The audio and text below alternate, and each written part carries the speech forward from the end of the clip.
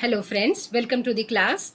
आज की क्लास में हम करेंगे इस सेक्सुअल रिप्रोडक्शन के जो टर्म्स हमने कर लिए थे उसके हम सेक्सुअल रिप्रोडक्शन के स्टेप्स करेंगे।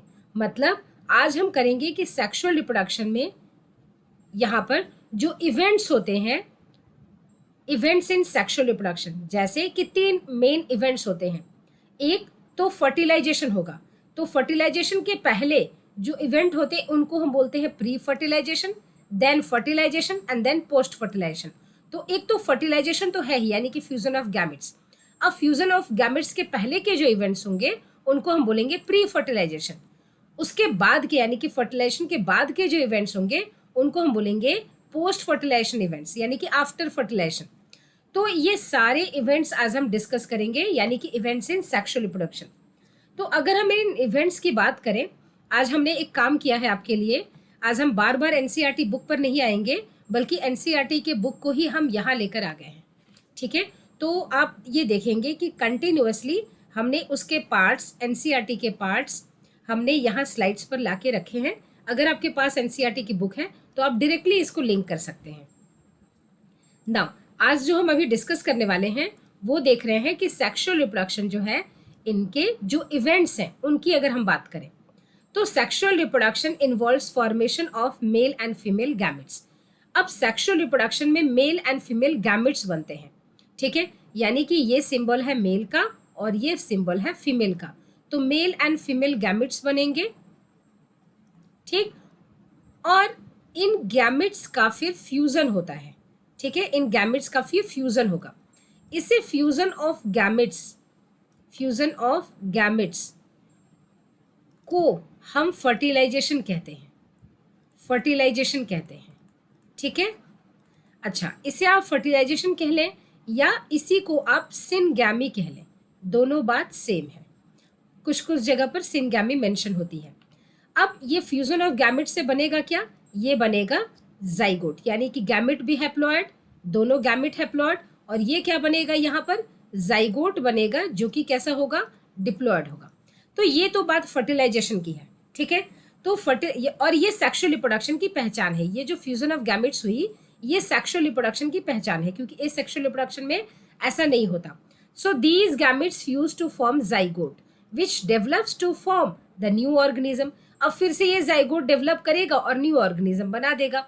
It is an elaborate, complex and slow process. ये एनसीईआरटी कहती है कि as compare to asexual reproduction, जो सेक्सुअल रिप्रोडक्शन होता है वो बहुत ही एलाबोरेट प्रोसेस है, कॉम्प्लेक्स प्रोसेस है, और ये एक स्लो प्रोसेस भी है, फास्ट प्रोसेस नहीं है as compare to asexual reproduction.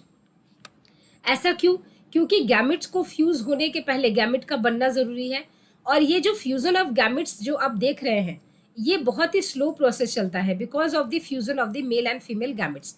इसी की वजह से ये प्रोसेस इतना कॉम्प्लेक्स हो जाता है और ये एक स्लो प्रोसेस हो जाता है। So sexual reproduction results in offspring that are not identical to the parents और अमॉन्ग्स देमसेल्व्स।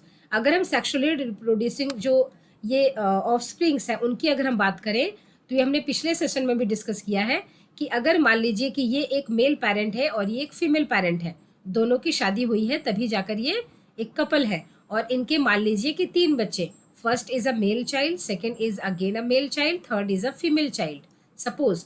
तो ये एक इनका बेटा है, ये भी इनका बेटा है, और ये इनकी बेबी है, डॉटर गर्ल है। ठीक है, तो अगर हम देखें यहाँ पर तो ये इनमें से किसी भी प्रोजेनी की बात कर ले, मान लीजिए आप इस बच्चे की बात कर रहे हैं तो ये अपने भाई बहन से भी अलग होगा और ये अपने पेरेंट्स से भी अलग होगा। ये ऐसा क्यों है? क्योंकि ये सेक्सुअली रिप्रोडक्शन का ये फीचर होता है।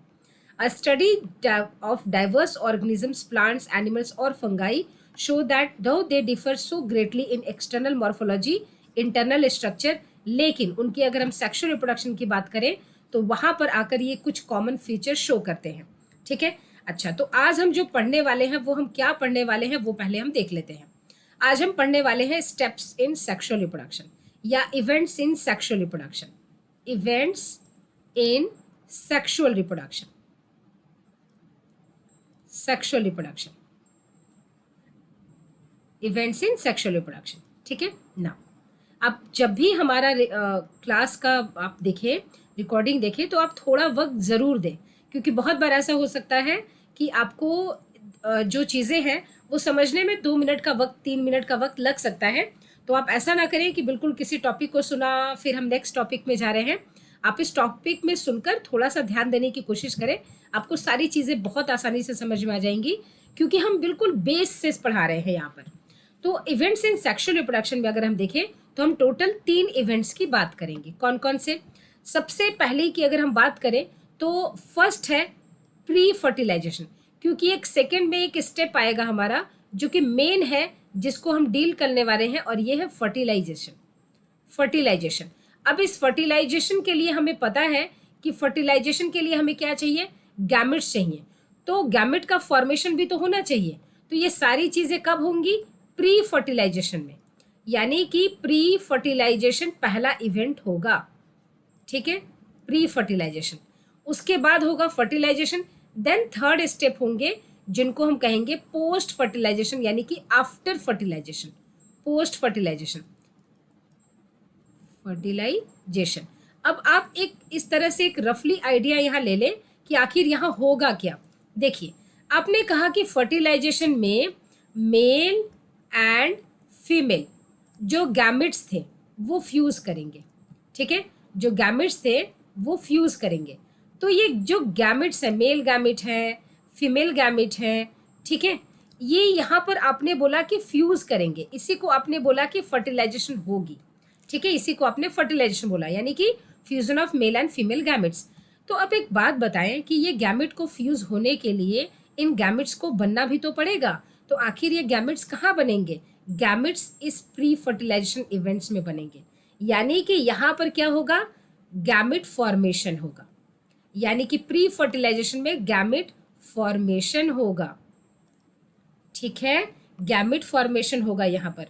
तो इस गैमेट फॉर्मेशन में जब हम डिस्कस करेंगे तब हम ये भी डिस्कस करेंगे कि ये गैमेट्स क्या एक ही जैसे होते हैं सारे ऑर्गेनिज्म में, या गैमेट्स अलग अलग होते हैं। तो हम यहाँ पर एक टॉपिक डिस्कस करेंगे जिसका नाम है types of gamete. Types of gamete, ठीक है, जैसे ओगैमस, आइसोगैमी, ये सब हम बात करेंगे यहाँ पर। उसके बाद हम यहाँ पर बात करेंगे ऑर्गेनिजम्स की, कि ऑर्गेनिज्म यूनिसेक्सुअल है उसका क्या मतलब है, बाइसेक्सुअल है उसका क्या मतलब है, मोनोशियस का, डायोशियस का क्या मतलब है। तो हम यहाँ पर ऑर्गेनिज्म की सेक्सुअलिटी की बात करेंगे, ऑर्गेनिज्म की सेक्सुअलिटी की बात करेंगे हम यहाँ पर। ठीक है, ये सारी चीज़ें हम डिस्कस करेंगे प्री फर्टिलाइजेशन में। ठीक, अच्छा, उसके बाद क्या होगा कि गैमेट का फॉर्मेशन तो प्री फर्टिलाइजेशन में हो गया। ठीक है, तो कुछ ऑर्गेनिजम्स ऐसे भी तो होते हैं जहाँ की दोनों के दोनों गैमेट्स नॉन मोटाइल होते हैं, जैसे कि आप प्लांट में देख लें, है ना, हायर प्लांट्स में। तो वहाँ पर क्या होगा?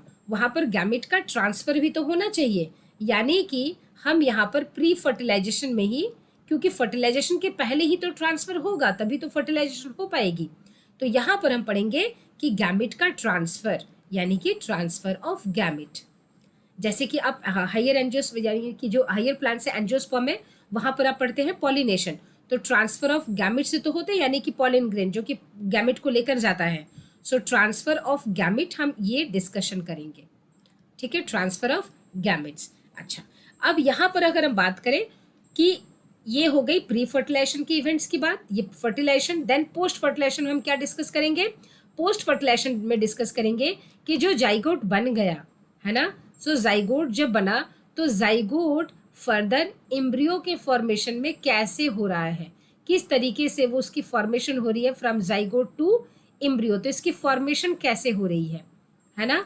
यहाँ पर हम बात करेंगे बहुत सारे ऐसे ऑर्गेनिजम्स होते हैं जो एग ले करते हैं, ओविपेरस, जिनका इंटरनल फर्टिलाइजेशन होता है, एक्सटर्नल फर्टिलाइजेशन होता है, वो हम सब डिस्कस करेंगे यहाँ पर।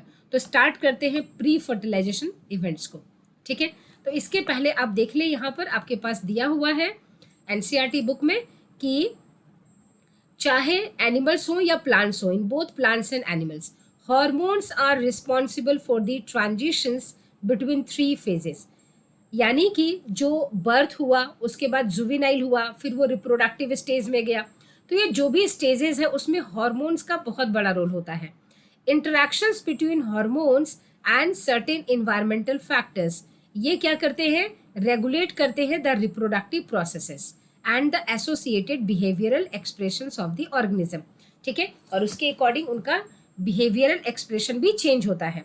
क्या प्यूबर्टी के पहले जैसे आपका बिहेवियर था, क्या आपका वैसा ही बिहेवियर प्यूबर्टी के बाद हो गया है? नहीं होता है ना, हम थोड़े सीरियस हो जाते हैं, ठीक है, तो हमारा बिहेवियर एक्सप्रेशन भी चेंज होता है, और ये सारे के सारे हार्मोनल इफेक्ट्स हैं। नाउ अब हम बात करेंगे, जो आज हम पढ़ने वाले हैं वो है इवेंट्स इन सेक्सुअल रिप्रोडक्शन। तो इवेंट्स इन सेक्सुअल रिप्रोडक्शन में क्या है? 3 डिस्टिंक्ट स्टेजेस हैं। कौन कौन से? पहला आपका है पोस्ट फर्टिलाइजेशन, आपका प्री फर्टिलाइजेशन, सेकेंड है fertilisation, and third one is post fertilisation.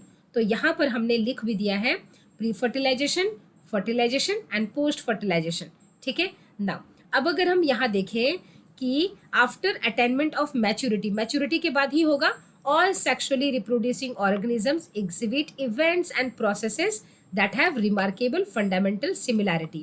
Even though the structures associated with sexual reproduction are indeed very different, हम देखते हैं कि जो organisms होते हैं उनके sexual reproduction के जो structures होते हैं, जो उनके organs होंगे, वो एक दूसरे से बहुत अलग अलग हैं। इसके बावजूद भी अगर हम सेक्सुअल रिप्रोडक्शन का तरीका देखें, है ना, कि अगर वो सेक्सुअली रिप्रोड्यूस कर रहे हैं तो क्या उनमें भी प्री फर्टिलाइजेशन में यही होगा, यानी कि गैमेट्स का फॉर्मेशन होगा? तो यस होगा। क्या फर्टिलाइजेशन में उनके भी फ्यूजन ऑफ गैमेट्स होंगे? यस होंगे। क्या पोस्ट फर्टिलाइजेशन में उनके भी जाइगोट एम्ब्रियो में कन्वर्ट होंगे? बिल्कुल होंगे। तो कहने का मतलब कि उनके स्ट्रक्चर्स भले ही एक दूसरे से कितने भी अलग हों, but events of sexual reproduction में उनके पास भी यही 3 इवेंट्स हैं, यानी कि pre fertilisation and post fertilisation, ठीक है ना। अब हम बात करते हैं, यहाँ पर स्टार्ट करते हैं सेक्सुअलिटी इन ऑर्गेनिज्म। तो यहाँ पर देखिए प्री फर्टिलाइजेशन में आपके पास दिया हुआ है, in pre fertilisation events these include all the events of sexual reproduction.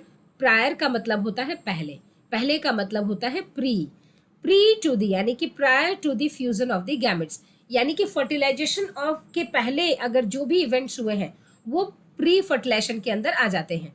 इनमें 2 मेन चीजें होती हैं, एक तो होता है गैमेटोजेनेसिस। गैमेटोजेनेसिस का मतलब होता है gamete formation, gamete formation, gametogenesis means gamete का फॉर्मेशन। तो एक तो प्री में होगा गैमेट का फॉर्मेशन, और दूसरा होता है वो जो गैमेट बन गए हैं उनका ट्रांसफर, ठीक है। अच्छा, अब हम यहाँ अगर हम बात करें कि गैमेटोजेनेसिस यानी कि गैमेट बनता कैसे है ना, गैमेटोजेनेसिस की अगर हम बात करें, इसके पहले हमें एक चीज आपको डिस्कस करके बतानी है, जो कि बतानी है कि ऑर्गेनिजम्स की सेक्सुअलिटी सॉरी, तो ऑर्गेनिज्म की सेक्सुअलिटी से एक चीज आपको मुझे बताना है, जो कि आप देखेंगे कि एनसीईआरटी पर आपके पास दिया हुआ है। जैसे कि आप देखें आइसोगैमेट, है ना, हेटेरोगैमी। अब इसका मतलब क्या है? सेक्सुअलिटी इन ऑर्गेनिज्म यहाँ मेंशन किया हुआ है, आप देखें यहाँ, इसको समझ लेते हैं पहले। सेक्सुअलिटी इन ऑर्गेनिज्म का मतलब क्या है? सेक्सुअलिटी इन ऑर्गेनिज्म का मतलब होता है कि sexual reproduction in organisms generally involves the fusion of gametes from 2 different individuals. ये जाहिर सी बात है कि सेक्सुअल रिप्रोडक्शन में 2 पेरेंट्स चाहिए मुझे, और दोनों का गैमेट फ्यूज होता है, but this is not always true. From your recollection of examples studied in class 11, can you identify cases where self fertilization is observed? Of course, अब यहाँ पर देखिए, यहाँ पर इस सेक्सुअलिटी इन ऑर्गेनिज्म के लिए यहाँ पर कुछ एग्जाम्पल आपको दे रहे हैं, उसको आप रिलेट करेंगे, ध्यान से देखिए। जैसे कि अगर हम सेक्सुअलिटी इन बात करें, अगर हम लोअर ऑर्गेनिज्म की बात करें, किसकी? अगर हम लोअर ऑर्गेनिज्म में अगर हम एल्गी की बात करते हैं, एल्गी, ठीक है, तो एल्गी में एनसीईआरटी कहती है, यहाँ दी होगी, अगर आप आगे पढ़ेंगे, ठीक है, तो आप देखेंगे कि प्लांट्स में have both male and female reproductive structures in some plant, और उनको हम बोलते हैं बाइसेक्सुअल, ठीक है। अच्छा, अगर एक प्लांट पर सिर्फ एक ही रिप्रोडक्टिव स्ट्रक्चर है, उसको हम बोलेंगे यूनिसेक्सुअल। तो चलिए हम देखते हैं इन सबका मीनिंग क्या है। देखिए, अगर हम बात करें यहाँ पर सेक्सुअलिटी के अंदर, हाँ जी, सेक्सुअलिटी ऑफ ऑर्गेनिज्म के अंदर, ठीक है, तो सेक्सुअलिटी ऑफ ऑर्गेनिज्म के अंदर अगर हम बात करें, टॉपिक क्या है? सेक्सुअलिटी, सेक्सुअलिटी ऑफ ऑर्गेनिज्म, ठीक है। अगर हम इसके अंदर बात करें, तो अगर आप देखें तो जो एग्जाम्पल्स एनसीईआरटी में गिवन है हम उन्हीं को डिस्कस करते हैं। एनसीईआरटी कहती है कि जैसे कि एल्गी है, और एल्गी में भी वो एग्जाम्पल लेती है कारा का, ठीक है, तो वो कहती है कि ये जो एल्गी है ये बाइसेक्सुअल है, ठीक। बाई का मतलब होता है बोथ, दोनों, है ना, बोथ, दोनों सेक्स ऑर्गन्स कहाँ हैं, on the same body, both sex organs on the same body, ठीक है। तो ऐसे स्ट्रक्चर को आप कहते हैं बाइसेक्सुअल। एग्जाम्पल किसका एनसीईआरटी ने लिया है, एग्जाम्पल इस एल्गी में लिया है उसने, ग्रीन एल्गी का, एक ग्रीन एल्गी का एग्जाम्पल लिया है जिसको वो कहती है कारा, CHARA, ये एग्जाम्पल है, कारा इज ए ग्रीन एल्गी। अच्छा, उसके बाद एनसीईआरटी कहती है, और इसके स्ट्रक्चर्स के क्या नाम है, इसके अगर आप स्ट्रक्चर्स देखेंगे इस कारा के, तो इसके स्ट्रक्चर्स में आपको देखने को मिलेगा, मान लीजिए ये इसका थैलस है, ठीक है, तो एक इस तरह से राउंड स्ट्रक्चर्स निकलेंगे जिनको आप कहेंगे एंथेरिडियम। एंथेरिडियम, एंथेरिडियम क्या है, एंथेरिडियम है मेल रिप्रोडक्टिव स्ट्रक्चर, ठीक है। और इसके ऊपर ही एक इस तरह से लॉन्ग इलोंगेटेड स्ट्रक्चर निकलेगा, और ये ऊपर है, ये याद रखना, ये नीचे नहीं है, ये ऊपर है, तो इसका नाम है ऊगोनियम, ऊगोनियम, ठीक है। और ये क्या है, ये एक फीमेल रिप्रोडक्टिव स्ट्रक्चर है, ठीक। इसका डायग्राम अगर आप एनसीईआरटी बुक में देखें तो यहाँ गिवन मिलेगा आपको इसका डायग्राम, देखिए, एंथेरिडियम एंड ऊगोनियम, देखिए यहाँ है, ठीक है, ये देखिए, ये है आपके पास ये कारा, ठीक है, ये किसका एग्जाम्पल है, कारा का, ग्रीन एल्गा है। इसमें यहाँ देखिए मेल एंथेरिडियम सेक्स ऑर्गन क्या है, antheridium is male sex organ. अच्छा, ये नीचे की तरफ है, और ऊपर की तरफ देखिए ये क्या है, ऊगोनियम, ऊगोनियम क्या है, फीमेल सेक्स ऑर्गन। तो आप कारा यानी कि एल्गा के केस में हम female and male reproductive structure को बोलते हैं ऊगोनियम एंड एंथेरिडियम रिस्पेक्टिवली, ठीक है। आर्कीगोनियम और ये हम यूज करते हैं ब्रायोफाइट्स टेरिडोफाइटा में, ठीक है। ऊगोनियम एंथेरिडियम हम यूज करते हैं यहाँ कारा के केस में, यानी कि कारा ही सिर्फ नहीं, एक्चुअली एल्गी के केस में, तो एल्गी में आप ऊगोनियम वर्ड यूज करेंगे, एंथेरिडियम वर्ड यूज करेंगे, ठीक है ना। अब हम बात करते हैं, वापस से चलते हैं, तो अब देखिए यहाँ पर क्या है कि कारा में तो सेम थैलाई के ऊपर इनके दोनों ही सेक्स ऑर्गन है, तो कारा क्या हो जाएगा, बाइसेक्सुअल, है ना, बाइसेक्सुअल। अभी देख लीजिए, यहाँ एग्जाम्पल देख लेते हैं, ये जो आपको फीमेल थैलस गिवन है, ये मेल थैलस गिवन है, आपको पता है ये जो डी डायग्राम है ये एक मार्केंशिया है, ठीक है। तो डी जो डायग्राम है ये एक मार्केंशिया का है, देखिए मार्केंशिया, तो ये मार्केंशिया है, मार्केंशिया में देखिए आर्कीगोनियोफोर एक स्टॉक लाइक स्ट्रक्चर है। आर्कीगोनियोफोर क्या है, ये एक स्टॉक है जो कि आर्कीगोनियो देख रहे हैं यहाँ पर। अब इसने क्या किया है, ये एक स्टॉक है जिसने कि आर्कीगोनिया को यहाँ पर बियर करके रखा है, तो ये फीमेल रिप्रोडक्टिव स्ट्रक्चर है। तो यहाँ पर हमने आर्कीगोनिया नहीं बोला, आर्कीगोनिया बोला है, आर्की कह ले, आर्ची कह ले, आर्चीगोनिया, ठीक है। तो आर्चीगोनिया फीमेल स्ट्रक्चर है, ठीक, फीमेल रिप्रोडक्टिव स्ट्रक्चर है। अब यहाँ पर क्या होगा कि इसको जो स्टॉक बियर करके रखा है उस स्टॉक का नाम है आर्कीगोनियोफोर। सिमिलरली अब ये एक अलग थैलस पे है, इसीलिए उनके थैलस की उनकी बॉडी को हमने बोला, क्योंकि ब्रायोफाइट्स हैं, ब्रायोफाइट्स की बॉडी डिफरेंशिएशन नहीं होती, रूट स्टेम लीव्स जैसा स्ट्रक्चर नहीं होता, इनकी भी बॉडी थैलोस होती है, यानी कि थैलोइड होती है, थैलस लाइक होती है। तो यहाँ पर ये फीमेल थैलस क्यों, क्योंकि फीमेल रिप्रोडक्टिव स्ट्रक्चर है। यहाँ पर मेल थैलस क्यों, क्योंकि ये स्टॉक लाइक स्ट्रक्चर, ये अब किसका स्टॉक है, ये देखिए ये भी एक स्टॉक है, लेकिन किसका स्टॉक है, इसने बियर करके रखा है एंथेरिडिया, ठीक है। तो अब आप मार्केंशिया को क्या बोलेंगे, मार्केंशिया को बोलते हैं डायोशियस। तो जो बाइसेक्सुअल होते हैं, है ना, वो है आपका मोनोशियस, यानी कि मोनोशियस क्या है, मोनोशियस का मतलब सेम बॉडी के ऊपर दोनों ऑर्गन, तो या तो आप मोनोशियस कह लें या तो आप यहाँ पर सेक्सुअल कह लें, दोनों बात सेम है, बाइसेक्सुअल। अच्छा, डायोशियस का मतलब होता है कि दोनों डिफरेंट, अब मार्केंशिया क्या है, डायोशियस है, डायोशियस का मतलब होता है male and female are present on two different body, तो डिफरेंट बॉडी पर मेल एंड फीमेल प्रेजेंट है तो डायोशियस होता है। तो आप डायोशियस कह ले या यूनिसेक्सुअल कह ले, बात सेम है ना। अब यहाँ से कंफ्यूज नहीं करें, जनरली हम डायोशियस एंड मोनोशियस प्लांट के रेस्पेक्ट में यूज करते हैं, एंड जो यूनिसेक्सुअल बाइसेक्सुअल है जनरली फ्लावर के केस में यूज करते हैं प्लांट में, ठीक है। तो यहाँ पर हमने देखा कि यहाँ पर मोनोशियस, डायोसियस, यूनिसेक्सुअल, बाइसेक्सुअल का मतलब क्या है, ठीक है।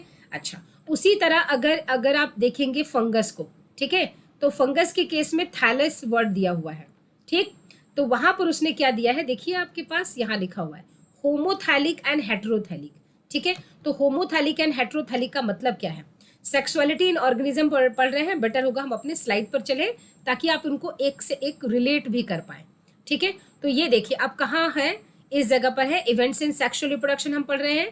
इवेंट्स इन सेक्सुअल रिप्रोडक्शन में हम पढ़ रहे हैं प्री फर्टिलाइजेशन, और प्री फर्टिलाइजेशन में अगर हम देखें तो हम है यहाँ पर कि जैसे कि अगर हमने सेक्सुअलिटी इन ऑर्गेनिज्म को स्टार्ट किया तो सेक्सुअलिटी इन ऑर्गेनिज्म में मोनोशियस एंड डायोशियस को टॉपिक को हम डिस्कस कर रहे हैं। तो यहाँ देखें, अब फंगाई के केस में अगर हम बात करें, हमने एल्गी को देखा, हम फंगस को देखते हैं। फंगस के केस में जैसे मान लीजिए ये एक थैलस है, ठीक है, ये क्या है, एक थैलस है, ठीक। अब देखिए अगर मान लीजिए इसी थैलस पर मेल एंड फीमेल दोनों स्ट्रक्चर हो, क्या हो, मेल एंड फीमेल दोनों ही स्ट्रक्चर्स हो, तो हम क्या बोलेंगे, इस थैलस को हम क्या बोलेंगे, इस थैलस को हम बोलेंगे होमोथैलिक। होमोथैलिक, होमो का मतलब सेम, यानी कि एक ही पर क्या है, दोनों है। अच्छा, उसके बाद अगर मान लीजिए कि ये एक फंगस का एक थैलस है, ठीक है ना, इसके ऊपर अकेला सिर्फ मेल स्ट्रक्चर है और एक दूसरा बॉडी है इसका जिसके ऊपर इसकी फीमेल बॉडी है, यानी कि फीमेल स्ट्रक्चर है, ठीक है, यानी कि मेल एंड फीमेल क्या है, दूसरे पर है। तो इनको हम क्या बोलेंगे, हेटेरो बोलेंगे, हेटेरोथैलिक। हेटेरोथैलिक इसका मतलब क्या हुआ, देखिए यहाँ पर होमोथैलिक। होमोथैलिक क्या है, in several fungi and plants terms such as homothallic and monoecious are used to denote bisexual. अब देखिए होमो मतलब सेम, अब सेम मतलब क्या हुआ, ये बाइसेक्सुअल हुआ या नहीं हुआ, सेम का मतलब एक ही पर दोनों है, यानी कि ये बाइसेक्सुअल हो गया। तो आप यहाँ होमोथैलिक कह रहे हैं या बाइसेक्सुअल कह ले, बात सेम है, दोनों मीनिंग सेम है। यहाँ पर हेटेरो कह रहे हैं या आप यूनिसेक्सुअल कह लें, बात सेम है, ठीक है। चलिए, तो आई थिंक आपको ये बात समझ में आ गई होगी। प्लांट के केस में हम क्या करते हैं, प्लांट के केस में हम स्टैमिनेट या पिस्टिलेट वर्ड यूज करते हैं, मतलब कि अगर एक प्लांट है और उसमें सिर्फ मेल पार्ट है, यानी कि प्लांट के केस में, और ये हम हायर प्लांट्स में वर्ड यूज करते हैं। अब स्टैमिन एंड पिस्टिल कहाँ होंगे, फ्लावर्स में होंगे, तो जो फ्लावर वाले प्लांट है यानी कि कहाँ होंगे, एंजियोस्पर्म्स, ठीक है। तो एंजियोस्पर्म्स के केस में अगर किसी फ्लावर में सिर्फ मेल रिप्रोडक्टिव पार्ट है तो उसको हम बोलते हैं स्टैमिनेट फ्लावर, स्टैमिनेट फ्लावर, ठीक है। और अगर सिर्फ, यानी कि इसमें क्या होगा, सिर्फ स्टैमेन है, स्टैमेन ओनली, ठीक है, इसका मतलब क्या होगा, इसमें मेल स्ट्रक्चर है। अगर सिर्फ फीमेल स्ट्रक्चर होगा तो उसको हम बोलेंगे पिस्टिलेट फ्लावर। पिस्टिल का मतलब होता है पिस्टिल, और पिस्टिल क्या है, फीमेल रिप्रोडक्टिव स्ट्रक्चर है ना, तो ये क्या है, फीमेल रिप्रोडक्टिव स्ट्रक्चर। तो ऐसे फ्लावर्स को हम staminate and pistillate flower respectively बोलते हैं। ये बात आपको यहाँ पर बताई गई है, ठीक है ना। अब हम बात करें यहाँ पर, ठीक है, कि एंजियोस्पर्म की बात डिस्कस हो गई। देखिए एंजियोस्पर्म में हम एक चीज़ और आपको डिस्कस करना चाहते हैं, ये चीज़ ध्यान से देखिए। एक्चुअली होता क्या है, प्लांट के केस में आप थोड़े से कंफ्यूज हो जाते हैं। मान लीजिए ये एक प्लांट है और इस प्लांट पर ये एक फूल है ना, ये एक फूल है। ध्यान से देखेंगे इन सारे पॉइंट्स को, अगर आप ये देख लेंगे ना तो आपको कभी भी कोई कंफ्यूजन होगा ही नहीं, ठीक है। अब ये देखिए, मैं एक ही जगह पर ऐसी चीज़ आपको बता रही हूँ प्लांट से रिलेटेड जिससे कभी भी आपको कोई भी कंफ्यूजन इसके सेक्सुअलिटी को लेकर होगा ही नहीं। अब एक बात बताइए, मान लीजिए ये एक फूल है जिसमें कि मेल एंड फीमेल दोनों है, मेल एंड फीमेल दोनों है। ये है जिसमें कि मेल अलग है और फीमेल अलग है। यहाँ पर मेल और मेल ही है और यहाँ पर सिर्फ फीमेल और फीमेल ही है। देखिए बात बहुत इंपॉर्टेंट है, बहुत ध्यान से सुनेंगे प्लीज़, ठीक है। यहाँ देखिए, अगर हम इस ए प्लांट की बात करें, इनका नाम क्या है, A B and C and D, ठीक है, ए बी सी डी इन प्लांट्स का नाम है। अगर ए की बात हम करें तो एक प्लांट के ऊपर है ना, तो प्लांट पर क्या है, अगर हम प्लांट की बात करें, ठीक है, तो प्लांट क्या है, यहाँ पर एक ही प्लांट के ऊपर मेल एंड फीमेल मुझे दोनों मिल जा रहे हैं, तो प्लांट क्या हो गया, मोनोशियस। प्लांट क्या हो गया, मोनोशियस, ठीक है। अच्छा, अगर मैं बोलूं कि फ्लावर क्या है, यहाँ पर मैं फ्लावर की बात करें तो आप ये देखें, एक ही फ्लावर के अंदर दोनों ही स्ट्रक्चर्स हैं, मेल एंड फीमेल दोनों, तो फ्लावर को आप बोलेंगे कि फ्लावर क्या है, बाइसेक्सुअल है, बाइसेक्सुअल। तो आई थिंक ये बात आपको समझ में आ गई।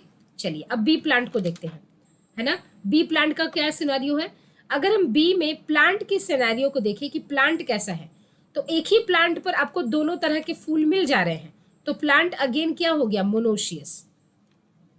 अभी भी प्लांट क्या है, मोनोशियस। लेकिन अगर हम यहाँ फ्लावर की बात करें कि फ्लावर क्या है ना, तो फ्लावर आप कहेंगे कि फ्लावर तो यूनिसेक्सुअल है, क्योंकि एक फ्लावर के अंदर कोई एक ही सेक्स ऑर्गन प्रेजेंट है, तो ये है यूनिसेक्सुअल। बात समझ में आ रही है, बहुत ईजी है। नाउ नेक्स्ट सिनेरियो, सी की अगर हम बात करें तो सी में प्लांट क्या है, सी में प्लांट क्या है, अगर हम सी डी दोनों की बात करें तो प्लांट क्या है, दोनों ही केस में प्लांट है डायोशियस, ठीक है। क्यों, क्योंकि फ्लावर जो है वो क्या है, यूनिसेक्सुअल। देखिए, क्योंकि एक पेड़ पर एक ही तरह के फूल है, या तो मेल या तो फीमेल, है ना, तो फ्लावर यहाँ पर यूनिसेक्सुअल। तो आप यहाँ पर एक बात समझ पा रहे हैं कि अगर प्लांट मोनोशियस है तो जरूरी नहीं है कि बाइसेक्सुअल ही फ्लावर हो, प्लांट मोनोशियस है तो यूनिसेक्सुअल फ्लावर भी हो सकते हैं। दूसरी कंडीशन, प्लांट अगर डायोशियस है ना, तो फ्लावर यूनिसेक्सुअल है ही होंगे। बात समझ में आ रही है। लेकिन अगर फ्लावर यूनिसेक्सुअल है तो प्लांट सिर्फ डायोशियस हो, ऐसा पॉसिबल नहीं है। हम देख पा रहे हैं यूनिसेक्सुअल के केस में जो प्लांट है वो मोनोशियस भी हो सकता है, डायोशियस भी हो सकता है, हमने यहाँ देखा है। अब बात करते हैं कि क्या ऐसे एग्जाम्पल्स भी एग्जिस्ट करते हैं। बिल्कुल एग्जिस्ट करते हैं। सबसे पहले तो ये देख लें जिसमें बाइसेक्सुअल, आपको सबसे बड़ा एग्जाम्पल मिलेगा हिबिस्कस, चाइना रोज, जिसको आप बोलते हैं चाइना रोज, है ना, मस्टर्ड, ठीक है, बहुत सारे एग्जाम्पल्स हैं। अच्छा, ऐसे प्लांट्स जिनके एक प्लांट के ऊपर ही दोनों मेल एंड फीमेल मिलेंगे, लेकिन मेल फ्लावर फीमेल फ्लावर अलग होगा, ऐसा ऐसा बेस्ट एग्जाम्पल होता है मेज का। आपने मेज में देखा होगा, भुट्टे में हमेशा कॉब जो है भुट्टा वो बीच या बीच से नीचे ही लगता है, क्योंकि ऊपर क्या होते हैं, मेल फ्लावर्स, एंड लोअर में क्या होते हैं, फीमेल फ्लावर्स। इस केस में यानी कि सी एंड डी, ये आपको बेस्ट एग्जाम्पल मिल जाएगा पपाया, पपीते के केस में, ठीक है। पपाया आपको मिल जाएगा, आपको मिल जाएगा मलबरी, शहतूत होता है ना वो मलबरी, आपको मिल जाएगा डेट पाम, खजूर का पेड़, डेट पाम। उसके बाद एनसीईआरटी, डेट पाम, एनसीईआरटी कहती है, एक एग्जाम्पल लेती है, एक्वाटिक प्लांट है ये वैलिसनेरिया, वैलिसनेरिया, ठीक है। तो ये एग्जाम्पल्स यहाँ आपको याद करने हैं, ठीक। अच्छा, अब यहीं पर देखिए, अब इस फ्लावर को हम कह नहीं सकते कि ये स्टैमिनेट है, स्टैमिनेट है, और इसको हम नहीं कह सकते ये पिस्टिलेट है, पिस्टिलेट है, ठीक है। तो आई थिंक अब आपको सारी टेक्नोलॉजी समझ में आ गई होंगी कि हम यूज कैसे करते हैं, है ना।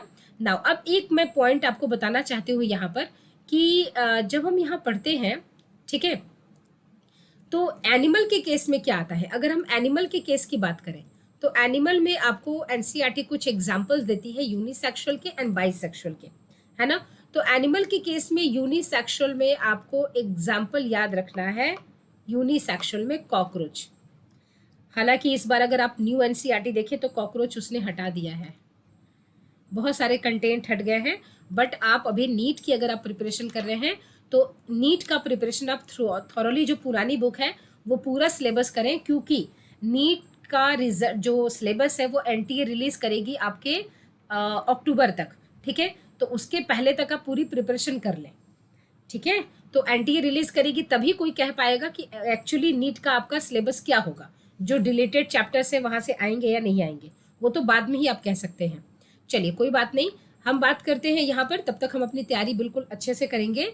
बाइसेक्सुअल की अगर हम बात कर लें, बाइसेक्सुअल की, तो बाइसेक्सुअल में जो एग्जाम्पल देती है एनसीईआरटी वो देती है, एक देती है फ्लैटवर्म्स की, फ्लैटवर्म्स की एग्जाम्पल देती है। उसके बाद कहता है स्पॉन्ज, उसके बाद एग्जाम्पल है आपका earthworm, very important example, earthworm, केचुआ जो होता है, अर्थवर्म, ठीक है। ये एग्जाम्पल, अर्थवर्म भी उसने हटा दिया है इस बार। नाउ अब हमने बात किया था कि हम टाइप्स ऑफ गैमेट्स पढ़ेंगे, कि यानी कि गैमेट्स के कितने टाइप्स पढ़ेंगे। तो ये रहा आपका इवेंट्स, आई थिंक समझ में आ रही होंगी चीज़ें। अब हम पढ़ेंगे टाइप्स ऑफ गैमेट, यानी कि गैमेट्स के क्या क्या टाइप्स होते हैं। ठीक है, तो चलिए देखते हैं हम कि गैमेट्स के क्या क्या टाइप्स होते हैं। ठीक है, नाउ सी, अगर हम यहाँ देखें टाइप्स ऑफ गैमेट्स में, ठीक है, यूनिसेक्सुअल, बाइसेक्सुअल, ये सब क्लियर हुआ आपको। अर्थवॉर्म जो है, अर्थवॉर्म के केस में अर्थवॉर्म है, स्पॉन्जेस है, टेप वॉर्म है, लीच है, ये सब क्या है, हर्माफ्रोडाइट्स। हर्माफ्रोडाइट का मतलब होता है male and female on same body. Unisexual का एग्जाम्पल एनसीईआरटी देती है कॉकरोच को, ये बहुत इंपॉर्टेंट एग्जाम्पल है, याद रखेंगे। ठीक है, अच्छा, उसके बाद अगर हम बात करें यहाँ पर कि जो गैमेट्स होते हैं वो गैमेट्स के टाइप्स क्या है, यहाँ पर डिस्कस किया हुआ है गैमेट्स के टाइप्स क्या है। जैसे कि यहाँ पर हम डिस्कस करते हैं टाइप्स ऑफ गैमेट्स। ठीक है, टाइप्स ऑफ गैमेट्स, गैमेट्स के टाइप्स क्या क्या है। तो गैमेट्स के अगर हम टाइप्स देखें तो यहाँ पर आपको 3 तरह के मिल जाएंगे। ठीक है, एक मिलेगा आपको आइसो। ठीक है, 3 तो नहीं, बेटर है कि हम 2 ही की बात करें, क्योंकि दूसरे हेटेरो में 2 अलग अलग टाइप्स हो जाते हैं। तो एक टाइप होता है जिसको आप बोलते हो आइसोगैमेट। देखिए, कहीं भी आइसो वर्ड आ जाए ना, आइसो का मतलब होता है सेम। आप केमिस्ट्री में पढ़ते होंगे आइसोबार, आइसोटोन, आइसोटोप्स, है ना, तो सेम इसका मतलब होता है। इसका मतलब क्या हुआ कि मेल एंड फीमेल, इसमें क्या होगा, मेल एंड फीमेल गैमेट जो होते हैं, ठीक है, तो mail and female gamete morphologically similar होंगे। इसमें क्या होंगे, mail and female gamete morphologically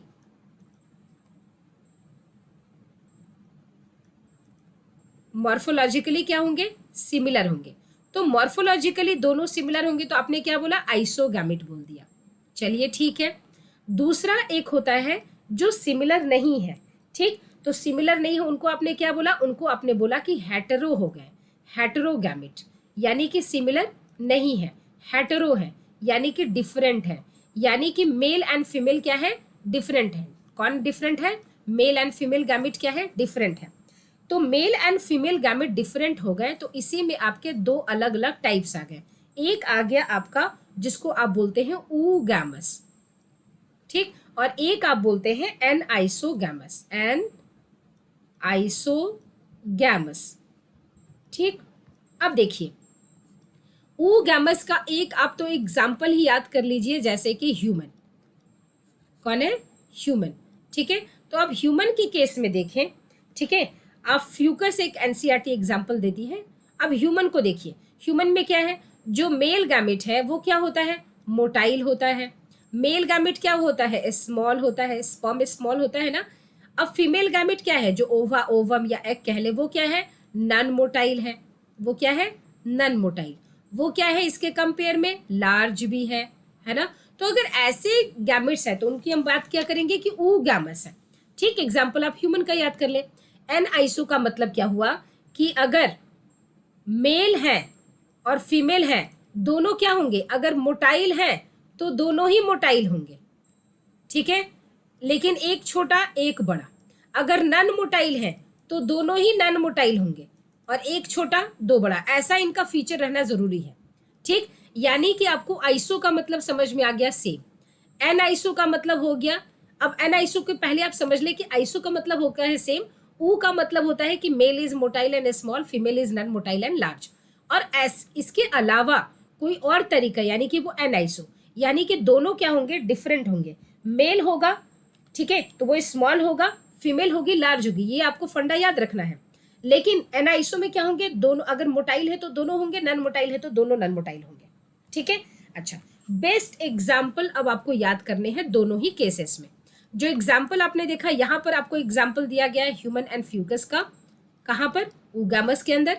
hetero के अंदर, आप एन आइसो के अंदर अगर आप देखें तो यहां पर एग्जाम्पल आपको याद रखना है यूडोरिना, यूडोरिना को यूडोरिना।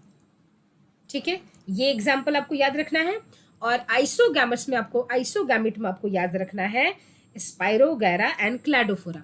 अब यहां पर देखें, आइसोगैमेट यानी कि दोनों क्या है, सेम है, मॉर्फोलॉजिकली सेम है। मोटाइल है तो दोनों मोटाइल है ना, और मॉर्फोलॉजिकली साइज भी दोनों का सेम है। नन मोटाइल है तो दोनों नन मोटाइल, दोनों का साइज सेम है। तो अगर आप देखेंगे आइसोगैमेट में, तो यहाँ पर मैं, यहाँ पर देखिए एक ग्रीन कलर से लिखती हूँ। अगर आप देखिए यहाँ पर एग्जाम्पल है क्लैडोफोरा, क्लैडोफोरा, ठीक है। क्लैडोफोरा में दोनों ही गैमेट्स क्या होते हैं, मोटाइल होते हैं। और एक आपको याद रखना है स्पाइरोगैरा, स्पाइरोगैरा, स्पाइरोगैरा में दोनों ही गैमेट्स क्या होते हैं, नॉन मोटाइल होते हैं, ठीक है, नॉन मोटाइल होते हैं। चलिए, आप होप सो आप ध्यान से पढ़ रहे हैं और अपने नोट्स भी बना रहे हैं, है ना। चलिए अब हम बात करते हैं, यहाँ पर हमने देखा कि सेक्सुअलिटी इन ऑर्गेनिज्म की बात कर ली, हमने टाइप्स ऑफ गैमेट्स की बात कर ली, ठीक है। उसके बाद हम बात कर रहे हैं यानी कि ये सारी चीजें थी कहाँ, प्री फर्टिलाइजेशन की, है ना। अब हम बात करते हैं ट्रांसफर ऑफ गैमेट की। ट्रांसफर ऑफ गैमेट की अगर हम बात करें तो यहाँ पर आपने देखा कि इस जगह पर आपने पिस्टलेट, ये सारी चीज़ें डिस्कस की। यहाँ पर अगर हम एक पॉइंट और डिस्कस करना चाहते हैं, cell division during gamete formation.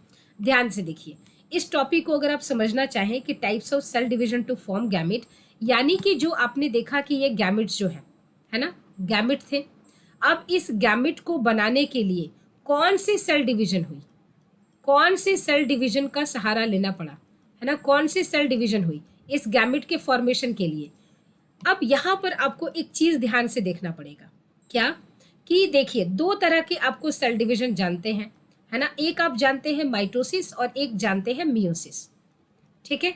एक जानते हैं माइटोसिस और एक जानते हैं मियोसिस, ठीक है। अब ध्यान से देखिए, अगर माइटोसिस से अगर गैमेट का फॉर्मेशन हो रहा है, ठीक है, तो इसका मतलब साफ है कि इसमें जो इसका पेरेंट जो है वो कैसा है, ये माइटोसिस से अगर गैमेट का फॉर्मेशन हो रहा हो तो इसका मतलब क्या होगा कि इसका जो पेरेंट है, पेरेंट जो है, पेरेंट बॉडी है, वो खुद क्या है, वो खुद हैप्लॉयड है। पेरेंट क्या है, हैप्लॉयड है, ठीक। तभी माइटोसिस करके वो गैमेट बना रहा है, क्योंकि गैमेट खुद ही हैप्लॉयड होता है। अच्छा, दूसरी चीज, अगर मियोसिस से अगर गैमेट का फॉर्मेशन हो रहा हो, मियोसिस से अगर गैमेट का फॉर्मेशन हो रहा है, गैमेट कैसा है, हैप्लॉयड, प्रोसेस कौन सा है, मियोसिस।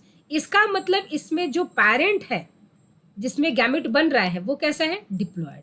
इसका मतलब यहाँ पर एक चीज साफ साफ है कि ये डिपेंड करेगा पेरेंट के ऊपर, ठीक है। सेल डिवीजन यहाँ पर अगर आप देखें तो gametes are haploid, though the parents plant body from which they arise may be either haploid or diploid. A haploid parent produces gamete by mitotic division. देख पा रहे हैं, अगर एक पेरेंट हैप्लॉयड है तो माइटोटिक डिवीजन करके गैमेट बनाएगा, ठीक है। अच्छा, अब यहाँ पर बात की जा रही है कि अगर कोई जो पेरेंट यहाँ पर, but in the organism belonging to pteridophyte, gymnosperm, angiosperms and most of the animals including human, the parent body is diploid, ठीक है। तो वहां पर क्या होगा, मियोसिस होगा, क्योंकि मियोसिस एक रिडक्शनल डिवीजन है, तो वहां पर होगा गैमेट फॉर्मेशन के लिए, क्योंकि गैमेट हैप्लॉयड है। तो अगर पेरेंट बॉडी डिप्लॉयड है, अब आप कहेंगे कि मैम माइटोसिस कहाँ कहाँ होगा, एग्जाम्पल इसका क्या है, तो इसका जो एग्जाम्पल होगा जहां माइटोसिस होगी उसका एग्जाम्पल है एल्गी, ठीक है। उसमें आप देखेंगे एल्गी में आप देख लेंगे, ठीक है, जो भी लोअर ऑर्गेनिज्म जिनकी प्लांट बॉडी हैप्लॉयड होती है आप, ठीक है, वहां पर आप देखेंगे। अब बहुत सारे फंगाई में देख लेंगे। अच्छा, हायर में कहाँ कहाँ आप देखेंगे, हायर ऑर्गेनिज्म जैसे कि आप बात कर ले एंजियोस्पर्म्स में, एंजियोस्पर्म्स में बात कर ले, जिम्नोस्पर्म्स में बात कर ले, प्लांट में आप एनिमल्स की बात कर ले, ठीक है, हायर एनिमल्स में, तो इनमें आपका मियोसिस। तो ये यहाँ पर गिवन है, अगर आप इस पूरे पैराग्राफ को पढ़ने जाएंगे तो मीनिंग आपको यही निकल कर आएगी, ठीक है। चलिए, बहुत बढ़िया। अब हम बात करते हैं कि गैमेट का ट्रांसफर, यानी कि गैमेट तो बन गया, गैमेट का ट्रांसफर कैसे होगा। तो ये देखिए, अगर आप हायर प्लांट्स की अगर आप बात करेंगे तो हायर प्लांट्स के केस में ये था स्टामेन, ये था एंथर, है ना। अब यहाँ पर क्या है, यहाँ पर पॉलन ग्रेन्स बनकर रेडी है। क्या है ये, पॉलन ग्रेन्स, पॉलन ग्रेन्स यहाँ बनकर रेडी हैं। अब ये जो पॉलन ग्रेन्स है और यहाँ पर क्या है, ये है स्टिग्मा, स्टाइल एंड ओवरी, ठीक है। अब ये तो पिस्टिल है या कार्पेल कह ले, दोनों बात सेम है। तो ये जो स्टिग्मा पार्ट है, स्टिग्मा, यहाँ पर क्या होगा, transfer of pollen grain from anther to stigma. अब इस ट्रांसफर को आप क्या कह देते हैं, इसी को आप कहते हैं पॉलिनेशन। अब ऐसी इसको जरूरत क्यों पड़ी, क्योंकि इसका जो मेल गैमेट होता है वो मोटाइल नहीं होता, इसलिए। तो आई थिंक आपको ये बात समझ में आ गई होगी, ठीक है ना। अब यहाँ पर बात करते हैं कि ट्रांसफर ऑफ गैमेट में, तो ये वाली चीज़ें आपको क्लियर है कि ट्रांसफर ऑफ गैमेट जैसे कि हमने अभी ही देखा। उसके बाद अब अगर हम बात करते हैं मेन इसके प्रोसेस की, जिसको हमने बोला है, यानी कि after their formation male and female gametes must be physically brought together to facilitate fusion, यानी कि फर्टिलाइजेशन, ठीक है। अब हम यहाँ देखेंगे कि जैसे कि जो एक्वेटिक ऑर्गेनिजम्स होते हैं, जैसे कि आपने पढ़ा होगा एक्वेटिक ऑर्गेनिज्म, है ना। तो अब एक्वेटिक ऑर्गेनिजम्स के अंदर जो होगा, so have you ever wondered how the gametes meet, दोनों गैमेट मिलते कैसे हैं। ज्यादातर जो ऑर्गेनिजम्स होते हैं, majority, male gamete is motile and the female gamete is stationary. ज्यादातर ऑर्गेनिज्म में मेल मोटाइल होगा, फीमेल नॉन मोटाइल होगी। सो एक्सेप्शंस भी होते हैं, जैसे कि फंगाई, है ना, and algae, in which both type of gametes are motile. There is a need for a medium through which the male gametes move. अब उसके केस में तो मेल भी मोटाइल है, अब भाई उसको कैसे वो मूव करके जाएगा। In several simple plants like alga की बात कर ले, ब्रायोफाइट्स, इवन टेरिडोफाइटा, वाटर होता है, water is a media through which this gametes transfer take place. तो गैमेट्स का ट्रांसफर हो जाता है वाटर के थ्रू, क्योंकि ये फ्लैजिलेटेड होते हैं इनके gametes. A large number of male gametes, however, fail to reach the female gametes. To compensate this loss of male gametes during transport, the number of male gametes produced is several thousand times the number of female gametes produced. यहाँ इस पूरे paragraph में सिर्फ आपको gamete transfer में ये बताया गया है कि ज़्यादातर केस में मेल मोटाइल होगा, फीमेल नॉन मोटाइल होगी, ठीक है। अच्छा, अब उसमें आपने इसने बोला है कि जैसे कि कुछ ऐसे ऑर्गेनिजम्स हैं जिनका कि जो फर्टिलाइजेशन होता है वो पानी में होता है, तो मीडिया क्या होगा उनके गैमेट ट्रांसफर करने का, पानी। तो पानी जा रहा है तो वहाँ पर सर्टेनिटी नहीं होती है, श्योरिटी नहीं होती है कि जाकर वो गैमेट को फ्यूज करेगा ही। तो इसकी वजह से मेल गैमेट्स जो होते हैं वो बहुत ज़्यादा नंबर में प्रोड्यूस होते हैं टू श्योर फर्टिलाइजेशन प्रोसेस, उसको एश्योर करने के लिए। चलिए अब हम बात करते हैं नेक्स्ट, और यहाँ पर हम बात करते हैं कि सीड में अगर हम देखें, इन सीड प्लांट्स की बात करें, मतलब सीड प्लांट्स का मतलब क्या हुआ, सीड प्लांट का मतलब हुआ जिम्नोस्पर्म्स एंड एंजियोस्पर्म, दोनों में स्पर्म है ना, मतलब सीड बियरिंग, एंजियोस्पर्म्स, तो दोनों में ही सीड बनते हैं, ठीक है। तो वहां पर पॉलन ग्रेन जो है are the carriers of the male gamete. जो पॉलन, याद रखें, पॉलन ग्रेन मेल गैमेट नहीं होता, पॉलन ग्रेन के अंदर मेल गैमेट होता है, ठीक है। And ovule have the egg, ovule के अपने पास देखा होगा एग होता है, क्योंकि ओव्यूल क्या है, 7 सेल्ड 8 न्यूक्लिएटेड स्ट्रक्चर, वहीं पर एग होगा, ऐसा ओव्यूल आपने देखा था ना। इसके अंदर ये एम्ब्रियो सैक ऐसा, ये एग था, ये सिनर्जिड्स, ये एंटीपोडल सेल्स, ये यहाँ पर पोलर न्यूक्लियाई। एक्चुअली सिनर्जिड्स के बाद कुछ इस तरह से फिंगर लाइक प्रोजेक्शंस होते हैं, ये हम सेकेंड चैप्टर में पढ़ेंगे जब हम पढ़ेंगे sexual reproduction in flowering plants. तो यहाँ पर किसकी डिस्कशन हुई है, यहाँ पर डिस्कशन हुई है पॉलिनेशन की, जो हमने ऑलरेडी डिस्कस कर लिया है। अब हम बात करते हैं फर्टिलाइजेशन की, यानी कि फर्टिलाइजेशन क्या हो रहा है। फर्टिलाइजेशन स्टेप की अगर हम बात करें तो फर्टिलाइजेशन को ही एनसीईआरटी क्या कहती है कि fusion of male and female gametes, और इसी को this process is also called as syngamy, यानी कि फर्टिलाइजेशन कह ले या सिनगैमी कह ले, बात सेम है, ठीक है। अब ये से बनता क्या है, चूंकि गैमेट्स हैप्लॉयड होते हैं तो जाइगोट क्या होगा, डिप्लॉयड, यानी कि 2 मेल एंड फीमेल जब गैमेट्स फ्यूज करेंगे, ये दोनों हैप्लॉयड हैं, तो ये जब गैमेट्स फ्यूज करेंगे, ये भी गैमेट है, मेल गैमेट है, और ये फीमेल गैमेट है, ये दोनों क्या है, हैप्लॉयड। जब ये फ्यूज करेंगे तो क्या बनाएगा, ये बनाएगा 2n, यानी कि जाइगोट, जाइगोट बनाएगा, ठीक है। अच्छा, the term fertilization is also often use for this process, इसीलिए हम फर्टिलाइजेशन को भी यूज करते हैं इसी टर्म को, ठीक है। अच्छा, अब बात हो रही है यहाँ पर कि यही जाइगोट फिर डेवलप करके क्या बना देगा, एम्ब्रियो का फॉर्मेशन करेगा, एम्ब्रियो का फॉर्मेशन करेगा, और वो एम्ब्रियो कैसा होगा, 2n, ठीक है। अच्छा, इसी में हम एक एक्सेप्शन की बात करते हैं। एक एक्सेप्शन आता है जैसे कि पार्थिनोजेनेसिस, उसको हम कहते हैं, क्या कहते हैं, पार्थिनोजेनेसिस। तो पार्थिनोजेनेसिस में क्या होता है, पार्थिनोजेनेसिस, ठीक है। पार्थिनोजेनेसिस एक ऐसा प्रोसेस है जिसमें कि एक अनफर्टिलाइज्ड एग है, अनफर्टिलाइज्ड एग, ठीक है। अब अनफर्टिलाइज्ड एग है, और ये अनफर्टिलाइज्ड एग डायरेक्टली अगर डेवलप हो जाए एम्ब्रियो में, डायरेक्टली डेवलप हो जाए। अब यहाँ देखिए, अनफर्टिलाइज्ड एग की प्लॉइडी क्या है, अनफर्टिलाइज्ड है ना, तो इसकी प्लॉइडी होगी एन, तो यहाँ इम्ब्रियो की प्लॉइडी क्या होगी एन, ठीक है। और यही इम्ब्रियो फिर एक इंडिविजुअल बना दे। तो यहाँ पर तो फ्यूजन ऑफ गैमेट नहीं हुआ, यानी कि फर्टिलाइजेशन, यहाँ पर पार्थिनोजेनेसिस क्या बोलेंगे आप, कि parthenogenesis in which the unfertilised egg directly develops into embryo without fertilising, ठीक है, बिना फर्टिलाइजेशन के ही अनफर्टिलाइज्ड एग कन्वर्ट्स या डेवलप्स इनटू अ एम्ब्रियो। तो वहां पर आप क्या कहेंगे, पार्थिनोजेनेसिस। पार्थिनोजेनेसिस का बेस्ट बेस्ट बेस्ट एग्जाम्पल है हनी बी का ड्रोन। तो इसका बेस्ट एग्जाम्पल क्या है, हनी बी का ड्रोन, जो आप कहते हैं ना ड्रोन, ये ड्रोन होता है मेल बी। मेल बी जो होता है वो अनफर्टिलाइज्ड क्वीन जो है ना, रानी मधुमक्खी के अंडे को बिना फर्टिलाइज किए अगर वो अंडा खुद ही डेवलप हो जाएगा ऑर्गेनिज्म में, तो वो बनाएगा ड्रोन, यानी कि मेल। ड्रोन क्या होता है, मेल बी होता है, ठीक है। अच्छा, उसके बाद आपके पास है लिजार्ड्स। लिजार्ड्स में भी आप देख लेंगे, ठीक है। तो यहाँ पर आप क्या देख लेंगे कि यहाँ पर पार्थिनोजेनेसिस है। देखिए यहाँ पर देखिए, रोटीफर्स एक एग्जाम्पल है, रोटीफर्स, ठीक है। उसके बाद दिया गया है आपके पास हनी बी, सम लिजार्ड्स, सम टर्की बर्ड्स, तो यहाँ पर रोटीफर्स, सम लिजार्ड्स, ड्रोन यानी कि हनी बी, सम स्नेक है, टर्की बर्ड्स हैं, टर्की बर्ड्स हैं, सारी एनसीईआरटी यहीं पर लिखती है। देखिए सम स्नेक्स भी हैं, कुछ स्नेक भी ऐसा काम करते हैं, देखिए लिखा हुआ है ना। Now what would happen if syngamy does not occur?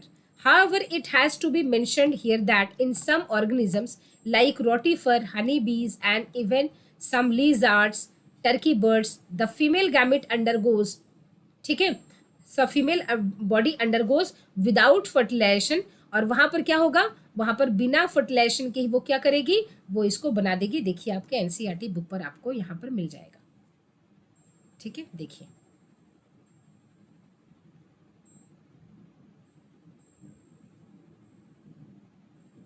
देखिए पार्थिनोजेनेसिस है ना ये वर्ड, ठीक है। तो यहाँ पर in female gamete undergoes development to form new organism without fertilization, this phenomenon is called as parthenogenesis. और यहाँ पर एग्जाम्पल मेंशन है, तो ये आप यहाँ पर मेंशन कर लेंगे। अब अगर फर्टिलाइजेशन है, फर्टिलाइजेशन अगर बॉडी के बाहर हुई है तो आप बोलते हैं एक्सटर्नल फर्टिलाइजेशन, लेकिन बॉडी के अंदर होगा, जैसे कि फीमेल के केस में, ह्यूमन के केस में आप देखते हैं फीमेल बॉडी के अंदर फर्टिलाइजेशन होता है, तो वहां पर आप कहते हैं कि इंटरनल फर्टिलाइजेशन, ठीक है। तो इंटरनल एंड एक्सटर्नल, यानी कि एक्सटर्नल कब, जब यही फर्टिलाइजेशन की प्रोसेस आउटसाइड द बॉडी होगा तो आप कहेंगे एक्सटर्नल, लेकिन जब यही फर्टिलाइजेशन की प्रोसेस इनसाइड द बॉडी होगी तो आप कहेंगे कि ये सिंगामी अकर्स इनसाइड द बॉडी, यानी कि इंटरनल फर्टिलाइजेशन। अब इंटरनल फर्टिलाइजेशन का एग्जाम्पल कौन कौन का है, इंटरनल फर्टिलाइजेशन के एग्जाम्पल्स बहुत इंपॉर्टेंट एग्जाम्पल है, जैसे कि मैमल्स है ना, जितने भी मैमल्स होते हैं उनमें क्या होगा, उनमें ऐसे ही होगा, इंटरनल फर्टिलाइजेशन होता है। बर्ड्स होते हैं उनमें इंटरनल फर्टिलाइजेशन होता है, रेप्टाइल्स होते हैं उनमें इंटरनल फर्टिलाइजेशन होता है ना। उसके बाद आपका जिम्नोस्पर्म, ब्रायोफाइटा हो गए, टेरिडोफाइटा हो गए, टेरिडोफाइटा हो गए, है ना, आप पूरा लिख लेंगे, फाइटा हो गए, जिम्नोस्पर्म्स हो गए, उसके बाद एंजियोस्पर्म्स हो गए, ठीक है। ये सारे के सारे आपके रेप्टाइल्स हैं, बर्ड्स हैं, कार्टिलेजिनस फिश है, तो ये सब में इंटरनल फर्टिलाइजेशन। एक्सटर्नल फर्टिलाइजेशन यानी कि बॉडी के बाहर, तो बॉडी के बाहर फर्टिलाइजेशन होती है, तो वहाँ वो एग्जाम्पल्स क्या है, जैसे कि एम्फीबियंस, जो फ्रॉग है ना मेढक, तो मेढक के केस में क्या होगा, एम्फीबियन, हम लिख दें एम्फीबियन, ठीक है, एम्फीबियंस। उसके बाद आप देख लें बोनी फिश, ये बहुत इंपॉर्टेंट एग्जाम्पल है बोनी फिश, ठीक। तो यहाँ पर आप देखेंगे कि एक्सटर्नल फर्टिलाइजेशन हो रही है, यानी कि फर्टिलाइजेशन कहाँ हो रही है, बॉडी के बाहर, ठीक है। अब ये पॉइंट यहाँ पर आपको डिस्कस किया गया, ठीक ना। अब बात करते हैं हम नेक्स्ट पॉइंट की, यानी कि फर्टिलाइजेशन का पॉइंट आपको समझ में आ गया। अब हम बात करते हैं पोस्ट फर्टिलाइजेशन, यानी कि फर्टिलाइजेशन के बाद की प्रोसेस, यानी वहाँ पर क्या होती है, एम्ब्रियो की फॉर्मेशन होती है। तो अब आता है थर्ड स्टेप, यानी कि पोस्ट फर्टिलाइजेशन इवेंट्स। तो पोस्ट फर्टिलाइजेशन की अगर हम बात करें, पोस्ट फर्टिलाइजेशन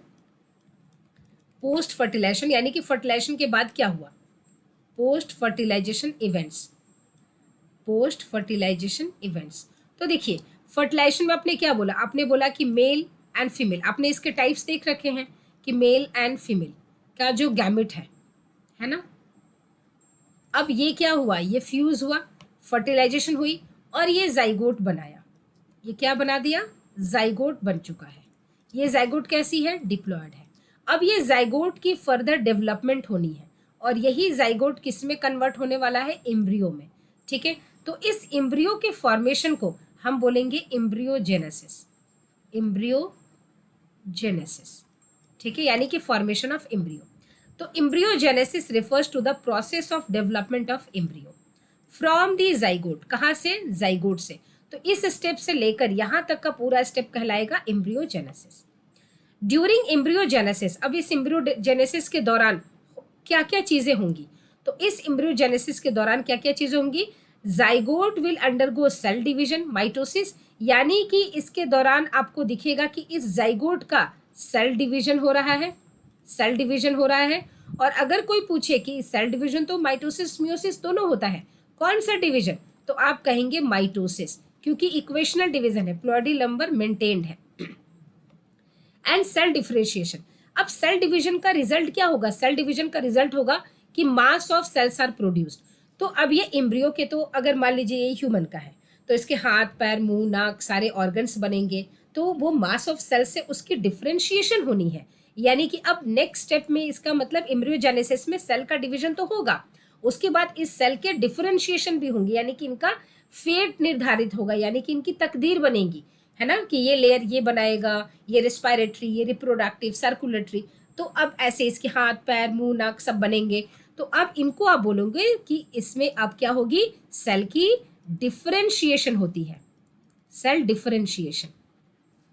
डिफरेंशिएशन का मतलब कि अब उनको अपना उनका काम मिल जाएगा, ठीक है, differentiation. While cell division increases the number of cells in the developing embryo, cell differentiation helps groups of cells to undergo certain modifications to perform specialized tissues and organs to form an organism, क्योंकि ultimately इसको एक organism ही तो बनाना है। तो organism के लिए इसके जो भी ऑर्गन्स होने चाहिए, जो भी टिश्यूज होने चाहिए, वो सब बनेगा। तो स्पेशलाइज स्ट्रक्चर बनने के लिए सेल को डिफरेंशिएट होना पड़ेगा। You have studied about the process of cell division and differentiation in the previous class. हमने एक बार पढ़ा भी है और एक बार और पढ़ाएंगे, जब एनाटॉमी हम पढ़ाएंगे वहां पर भी इसके डिस्कशन बहुत हो रखी है। और cell division, cell differentiation, dedifferentiation, redifferentiation के लिए आपके पास एक स्पेशल वीडियो सिर्फ इसी टॉपिक पर अवेलेबल है, मेरे ही चैनल पर है। आप उसको प्लीज, अगर आपको कंफ्यूजन हो तो आप उसे देख सकते हैं। इन सिर्फ 4 टॉपिक को डिस्कस किया गया है।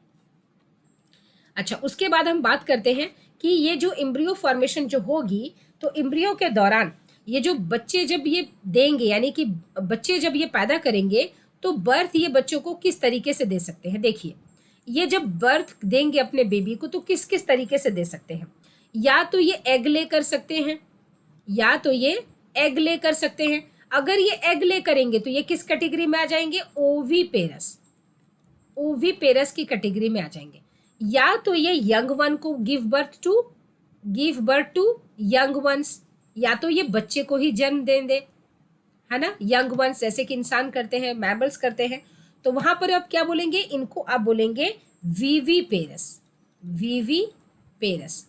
अब आप कहेंगे ये याद कैसे होगा, देखिए ओ में ये खुद ही पहले ही तो बोल रहा है कि मैं एग ले करता हूँ या करती हूँ, तो ओ यहाँ पर देख रहे हैं एग की तरह राउंड है।